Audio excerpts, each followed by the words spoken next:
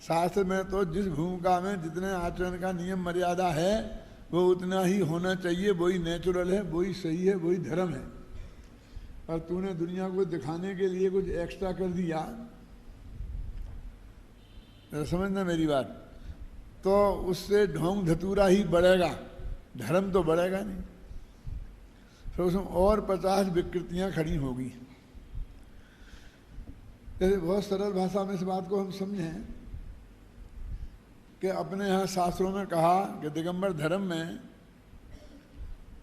3 base हैं, देखा ना, लिंग पहाड़ में लिखा है, समय सार में भी है कि एक अपने मुनिराजों का नग्न दिगंबर भेष है। दिगंबरों में श्वेतांबरों की जो परंपरा होगी वो उसकी अलग बात है, अपन तो उदाहरण के लिए दिगंबरों में ले रहे हैं क्या।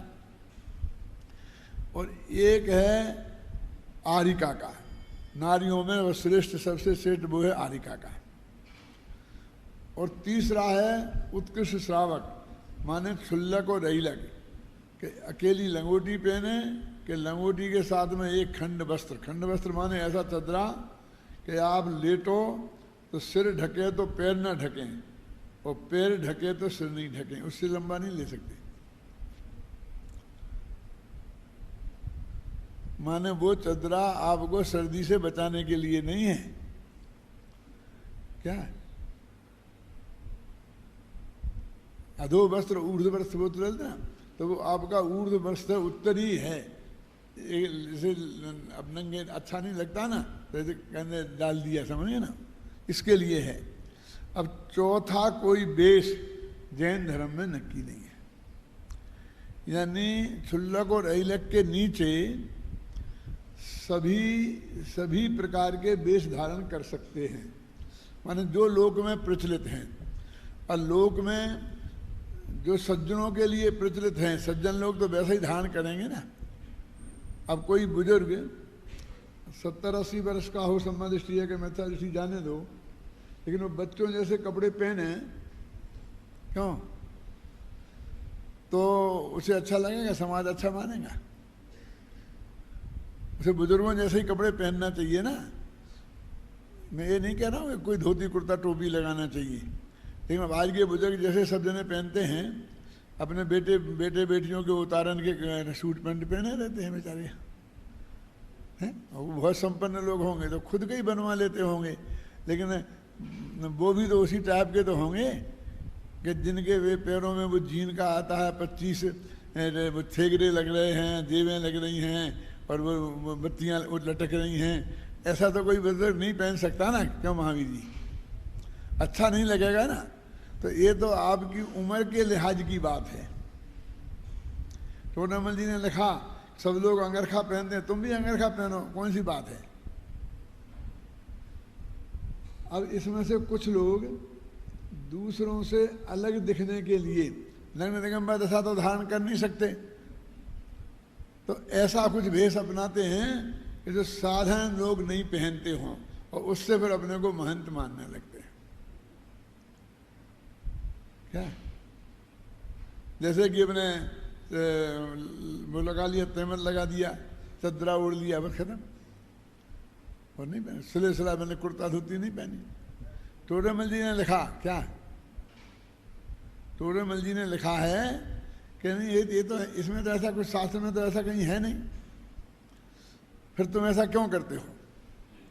सिंपल वेश धारण करो, हम कब मना करते हैं, लेकिन सिंपल का मतलब ये तो नहीं है ना, यानी वो अपने को जगत से कुछ अलग दिखाना चाहते हैं,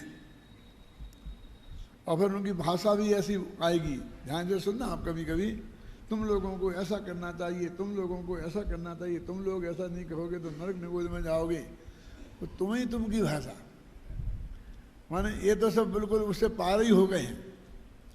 यदि आप ये भाषा भी बोलेंगे हम लोगों को ये करना चाहिए, तो अभी उसका अर्थ यही है, श्रोता यही समझ रहा है कि उनसे कहा जा रहा है।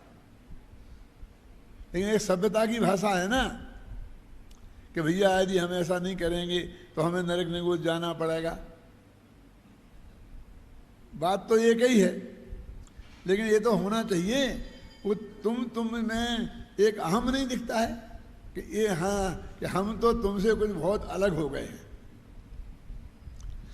तो अपन कहेंगे हम ऐसा कुछ अलग अलग कर लें कि दुनिया को हमें दिखे कि हम बहुत विद्वान हैं, कि हम बहुत त्यागी हैं, कि हम तपस्वी हैं, हम इन लोगों से कुछ अलग हैं।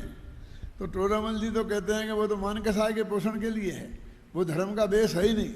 शास्त्रों में धर्म के 3 ही बेस बताए हैं, चौथा बेस है ही नहीं।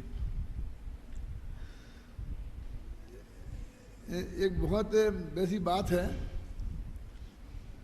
अन्ना जी जानते हैं और कोई नहीं जानता है, कि एक व्यक्ति थे, पहले वो धोती कुर्ता ही पहनते थे,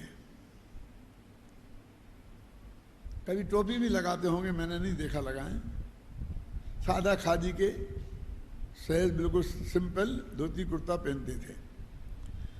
और बाद में उनने वो कुर्ता पहनना बंद करके चदरा ओढ़ना शुरू किया। तो हम और बाबू भाई दोनों थे, हमने पहले आपस में बात करी कि क्या हो गया है। तो फिर वो शायद आस पास होंगे, तो उन्होंने सुना कुछ घुसुर भुसुर हो रही है। तो उन्होंने क्यों साहब क्या बात है, क्या बात है। तो हमने उनसे कहा कि हम आपसे एक बहुत विनम्रतापूर्वक एक प्रश्न पूछना चाहते हैं कि जब आप धोती कुर्ता पहनते थे तब में, और अब आप चदरा ओढ़ने लग गए हैं, आपको ऐसा लगता है कि आपके अंतर में एक आध गुण स्थान बढ़ गया है? क्या पूछा, बहुत बहुत बड़े आदमी थे, बहुत विनम्र शब्दों में पूछा। कहने का नहीं ऐसा तो कुछ नहीं, ऐसा तो कुछ नहीं, ऐसा तो कुछ नहीं। तो फिर क्यों ये, फिर क्यों बदल, क्या मतलब है इसका? इसके बदलने से क्या कुछ धर्म ज़्यादा हो जाता हो?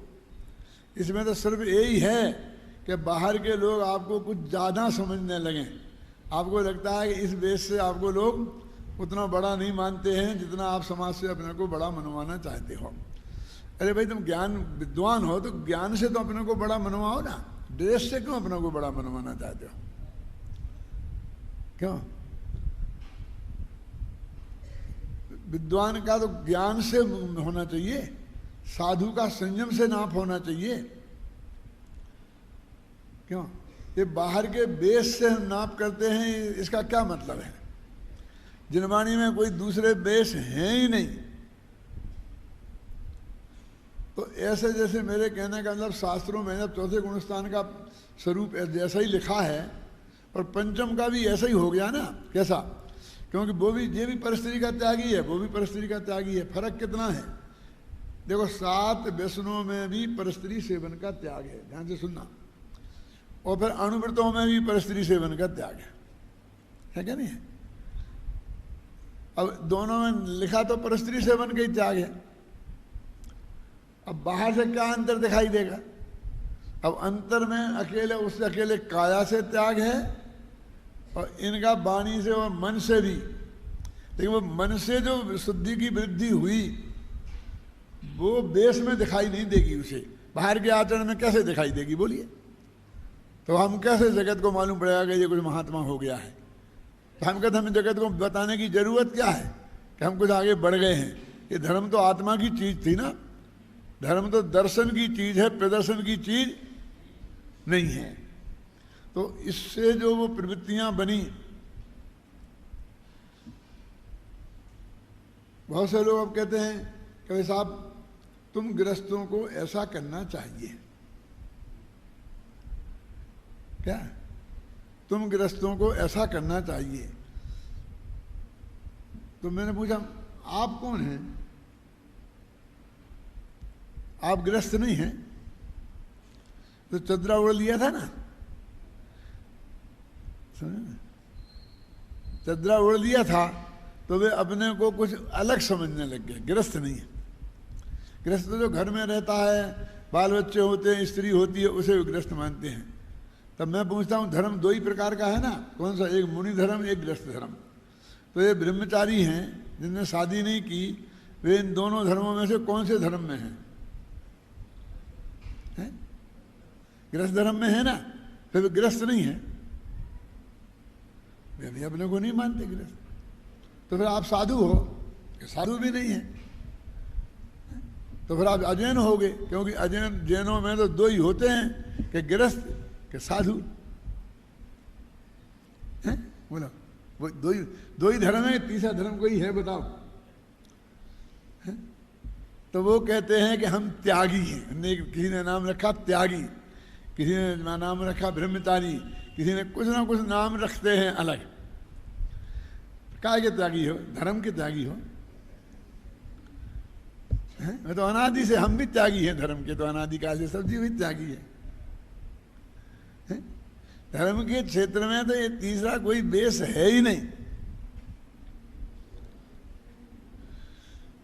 त्यागी है। यानी स्थिति यहां तक बिगड़ी है कि वो लोग ये समझते ही नहीं है कि गृहस्थ धर्म में ना कुछ घर में बना के खाना चाहिए, बल्कि कमा के खाने की ड्यूटी है। समझिए ना, तो सारी गृहस्थ धर्म की मर्यादाएं शास्त्रों में लिखी हैं, उनमें ये लिखा ना धंधा करे तो कैसे करे, ये सब बातें क्यों बताई हैं? हमारे बड़े बड़े ज्ञानी टोडरमल जी जैसे और भी बड़े बड़े ज्ञानी रहे ना ऐसे गृहस्थ धर्म में, तब अब वो खाने तो बनाना तो बहुत दूर, कमाना तो बहुत दूर, बना के भी नहीं खाना चाहते हैं। उनने तो घर में चूका चौला ही नहीं रखा है। वो तो समाज की ड्यूटी है कि उनको खिलाए।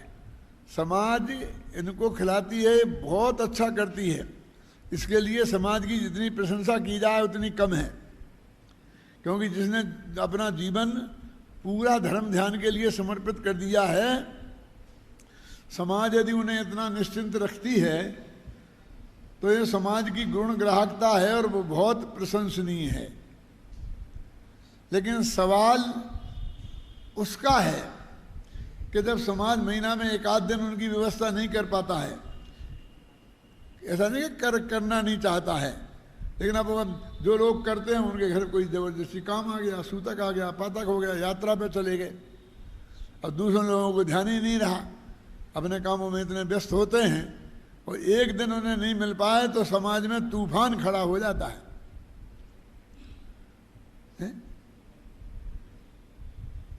समाज आपको एक दिन भी खाना नहीं बना दे बहुत अच्छी बात है, लेकिन आपको रोजाना खाना बनाने की तैयारी रखनी चाहिए। क्यों?